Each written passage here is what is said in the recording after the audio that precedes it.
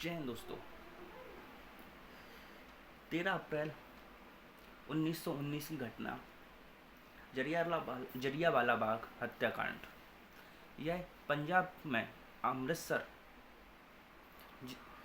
के पास स्वर्ण मंदिर, अमृतसर में स्वर्ण मंदिर के पास एक बगीचा था, वहाँ पर यह घटना घटी।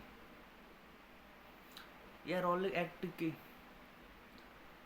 पे चर्चा होने की बातें होनी थी अमृतसर में, जलियांवाला बाग में। वहाँ पे बहुत सारे लोग पहुँचे। रॉलेट एक्ट की घटना,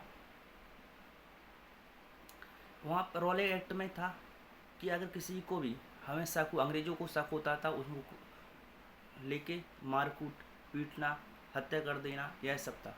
उसके विपक्ष में कि ऐसा क्यों हो रहा है, उसकी एक बैठक होनी थी जिसे हम जलियांवाला बाग के नाम से जानते हैं। जलियांवाला बाग में चारों ओर से दीवारें थी, एक रास्ता था। जो ओडायर था, ओडायर ने आर डायर को कहा कि आप गोलियां चला दो। एक भारतीय ने यह जानकारी दी कि जलियांवाला बाग में एक संगठन हो रहा है, वहाँ पर अंग्रेज़ों की जो बैठक हो रही है, अंग्रेज़ों के खिलाफ वह संगठन बना रहे हैं। और आर डायर ने गोली चला दी ओवर डायर के कहने पर। गोली तो चला दी, बहुत सारे लोग मारे गए। जब इंग्लैंड में गए तो ओ डायर को वहाँ की रानी ने 26,000 पाउंड एक तलवार भेंट में दी। 1940 में उधम सिंह ने ओ डायर को जाके इंग्लैंड में मार दिया।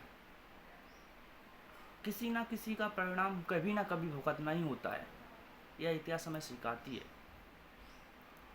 आज आपके साथ गलत हुआ, भगवान, ईश्वर, अल्लाह कल उसके साथ गलत करेगा। यही प्रकृति है।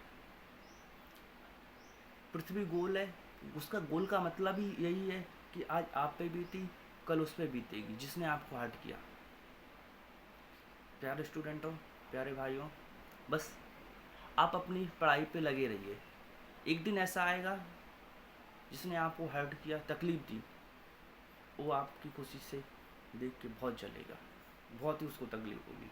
हमें किसी ने हमें हर्ट किया तो हमें उसे मारना नहीं है, पीटना नहीं है, लेकिन उसका हिसाब आप अपनी कामयाबी से उसे दें। उसे ऐसे हराएं कि वो आपसे ना कुछ कह पाए और ना बोल पाए, ना किसी से आपकी बुराई कर पाए, ना आपकी बड़ाई कर पाए। इसी प्रकार हमें अपनी बेइज्जती, अपने हर्ट हुए बहन का उसको जवाब देना है। इतिहास हमें यही सिखाती है। रानी लक्ष्मीबाई के हम बारे में पढ़ते हैं। रानी लक्ष्मीबाई एक गरीब घर से बिलोंग करती थी। उनके पिताजी मोरपंथ जी बाजीराव के यहाँ नौकरी करते थे। नौकरी करते करते उनकी पुत्री मणिकर्णिका, जिसे हम रानी लक्ष्मीबाई के नाम से जानते हैं, मणिकर्णिका, वह रानी लक्ष्मीबाई कहलाई। झांसी की रानी बनी और रानी लक्ष्मीबाई कहलाई। रानी लक्ष्मीबाई भी अपने कोई गद्दारी के वजह से हार गई। कहीं ना कहीं अपने लोगों ने ही अपने को हराया है। चाहे रानी लक्ष्मीबाई को देख लें हम, चाहे कानपुर से देख लें, चाहे झांसी का युद्ध देख लें, 1857 की क्रांति, चाहे सिंधिया का देख लें, चाहे रावण को देख लें, चाहे कुरुक्षेत्र की लड़ाई देख लें, कौरवों को देख लें। कहीं ना कहीं अपनों की गद्दारी हमें जानलेवा साबित हुई है। रावण कभी नहीं हारता अगर विभीषण राम का साथ देता।